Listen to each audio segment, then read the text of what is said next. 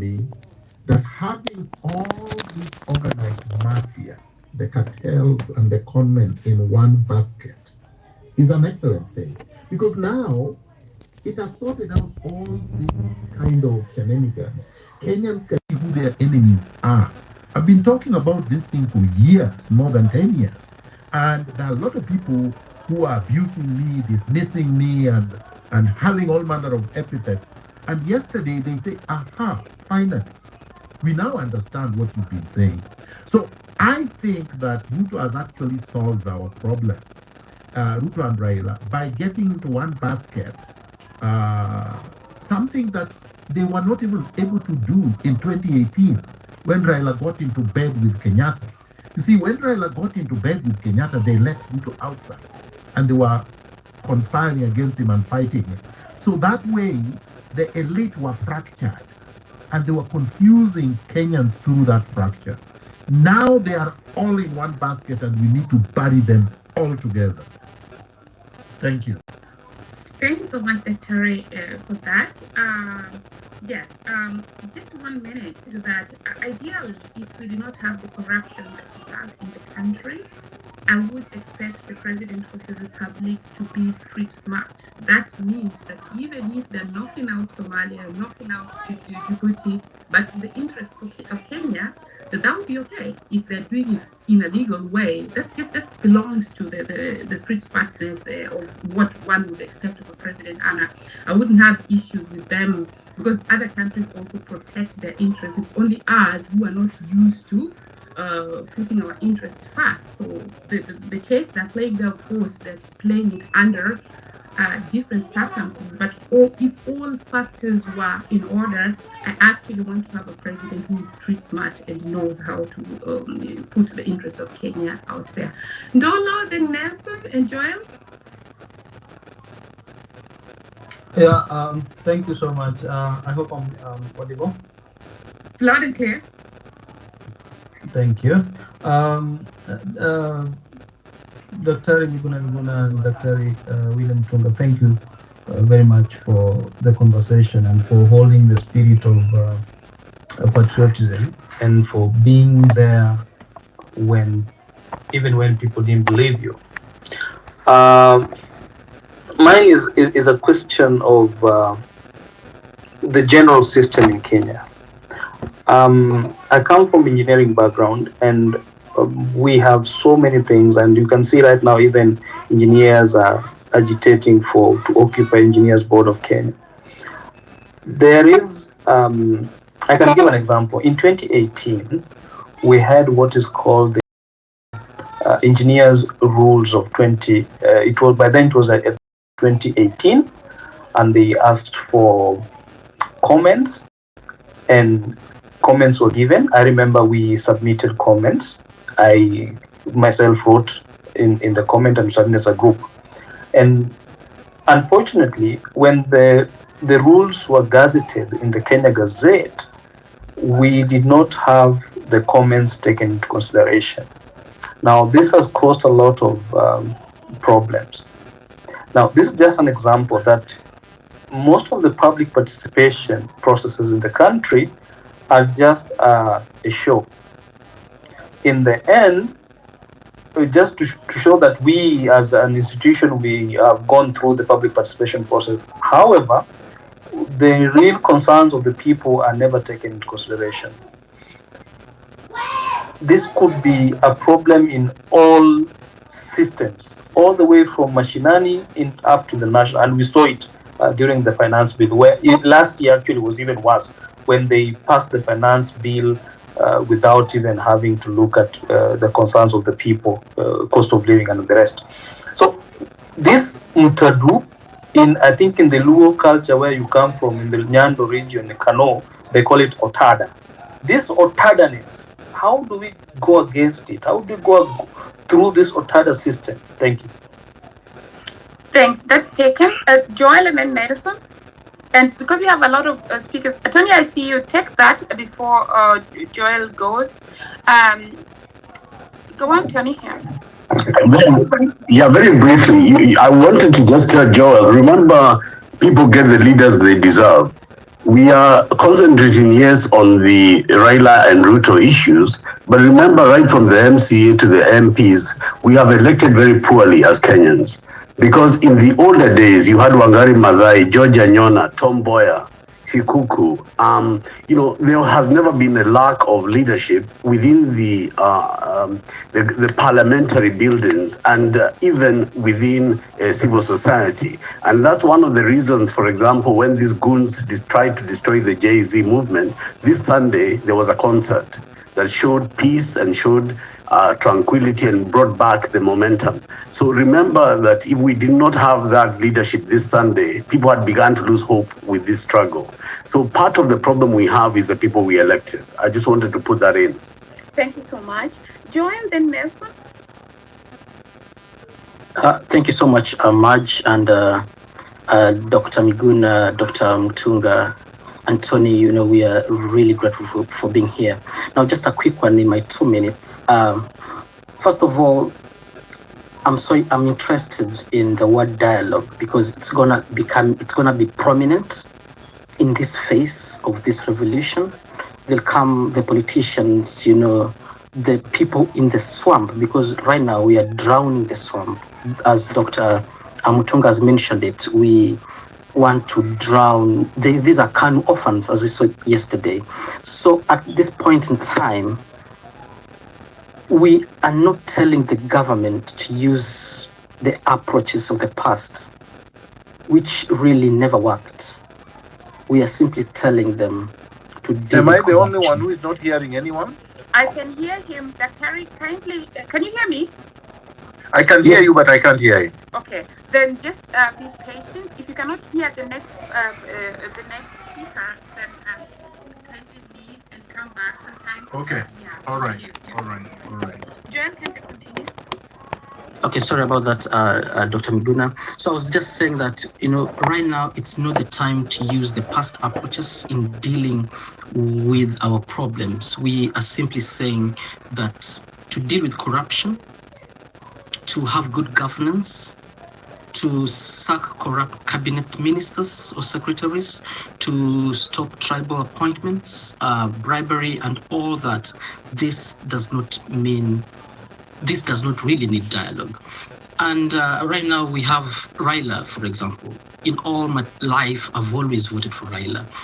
And from the 2007 general elections, that was a highly contested election, which resulted in significant post-election violence. But later, what happened? Raila chose dialogue at that time and most of us and some of his critics, argued that power sharing deal was more about political expediency and benefiting the political elites rather than addressing the root cause of the violence at that time, which, if I can remember, there were systematic issues about, rigging and all that. Then it came to 2013 elections where there was accusations that the push for dialogue was more about maintaining political relevance and positioning for the next general election, which was coming up in 2017. And then here we had 2017, the same thing. There was a handshake which really led to BBI, which was a political maneuver to consolidate power and to... Joel, just a moment. Kindly allow me to clarify that each speaker is going to speak for only 2 minutes. This is because we have a lot of speakers that are still requesting for the mic. So after one minute, I'm going to raise my hand. So for all the speakers who are following, who will speak after him. After 1 hour, after 1 minute, if you see my hand raised up, it means you have another minute to go. I know the 2 minutes are not enough, but please, for all the next speakers, try to really, organize your points so that you can put them across in 2 minutes, and then we'll have more people speaking. Back to you, Joel, as you land. Thank you. Okay, as I land now, we realize, after all that, this is all about political expediency, consolidating power, and even marginalizing opposition voices. Right now, for me, I feel that is the aim of the political class. The KANU orphans right now, they want to marginalize us. They want to silence the opposition voices. And it's argued that really this serves their interests, the political elites, rather than addressing the needs of ordinary Kenyans. And as I wind up, there has been deaths, right now. Danzel Onyango Omondi, that was very painful. And the rest, and many others who haven't been mentioned, who haven't been heard. And at this time, the anger really should prick up to the bone, because many people, they're going to use this to silence people. They're going to use deaths. They're going to use abductions. They're going to kill people. And I would just want us to be encouraged by this and not to give up. I'll land there. Thank you so much. Thanks so much, Joel. Over to Nelson. Daktari, can you now hear Nelson? Hi, Dr. Miguna. Yes, I can hear. I can Great. hear. Continue, Nelson. Yeah. Okay, thank you, Marge. Thank you, Hilary, for this space, and thank you, Daktari, and every other speaker, CJ, Anthony Gashoka, and the rest. I have only 2 points to make, and the first point is, so I have been reading some memoirs of Black revolutionaries from different parts of the world, and there is one quote that has really stuck with me, and the quote goes, "Each generation must, out of relative obscurity, discover its mission, fulfill it, or betray it. We are the generation he speaks of, and the power is within us." As it was in Fred Hampton to provoke change and become leaders. So this was after the civil rights movement in the US. And this quote basically says that every generation has its mission, and we have the prerogative to either fulfill it or to betray it. We saw the multi-party fight and other generations that fought for their that fought for their mission, and they won. And right now it's us, the Gen Zs and the millennials, and it's up to us to either fulfill this mission or to betray this mission. And this mission is actually the economic independence of our country, because far too long we have not been independent economically in our country. We've been having extractive institutions instead of inclusive institutions. My second point is what Dr. Miguna extensively explained, so history. But the angle I want to raise is that whenever tyrants face insurrections or uprising, they normally try to meet it with a lot of ruthless they use a lot of force, like we've seen how they killed people in very peaceful protests. And we can draw parallels in history, like from the French Revolution, which Dr. Miguna spoke about. What you need to understand is that when tyrants are faced with this kind of situations, they will always use brutal force to make people to fear, and so that they brought the army so that people can fear. The night before people were going to State House, they were sending people inboxes, paying people personally. So many people inboxed me from the government. They sent me messages telling me, "Oh, tell those people if you go to State House you will be killed." So they try to use these kind of mechanisms to survive. But it's all in history, and we can use history just to predict what they will do next. And so this is the French Revolution. They did the same. Muammar Gaddafi did the same. In Romania, same everywhere. There's so many examples. Even in Zimbabwe, Robert Mugabe did the same exact thing to, yes, Manch? You've gone past a minute. Yeah, you're not the third. Okay. Yeah. So this was my 2 points, and I just want to encourage everyone to do not think that the revolution is dying out. This is just the beginning, and everything you're seeing is as per the script of revolution. And with time, we are going to conquer and to make our generation proud, because this is our mission, to bring economic independence. Thank you. Thank you so much. So the previous speakers haven't posed direct questions to the guest speakers. So I'm inviting Eunice and Karani in that order. And so my question would be, of course, no dialogue, no retreat, no surrender.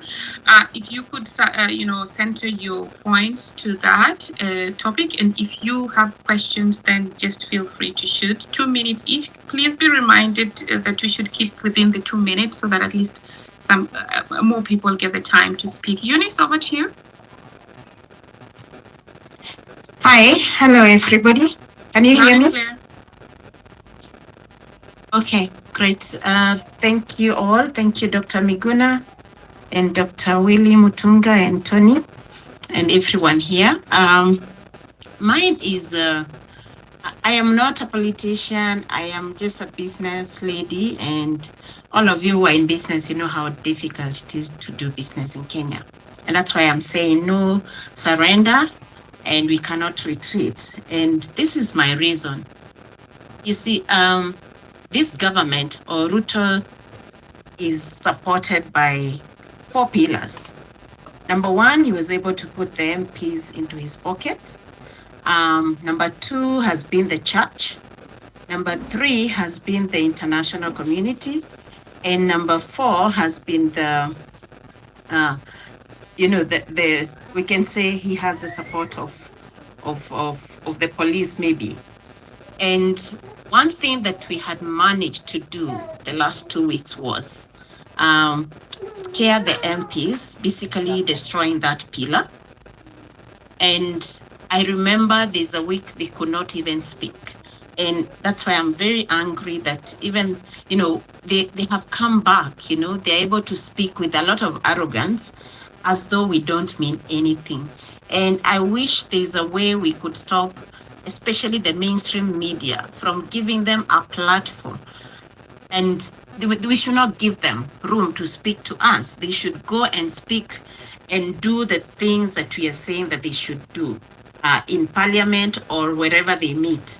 Number 2, I can see I hope they haven't started going to church, because we should not give them that platform. So my point is, let's keep the momentum. And I like the fact that we realize that, you see, once we expose them to the international community and they cannot be able to support, or rather they will not get the support of the international community, definitely they're going to listen. When they talk about dialogue, is it what we saw yesterday? And I like what Miguna is asking. No woman, nothing, it's a shame, especially to the male gender and the old generation, to stand all of them, and they cannot even feel shame, and they even take photos to show us that, what, we can do whatever we want. So if we are going to get back our country, we cannot afford to give up, not at this moment. I see this as in 2002, when Kibaki came to power. I was in the university then, I'm a millennial, and we had so much hope, and we could see citizens arresting the police for bribery and all.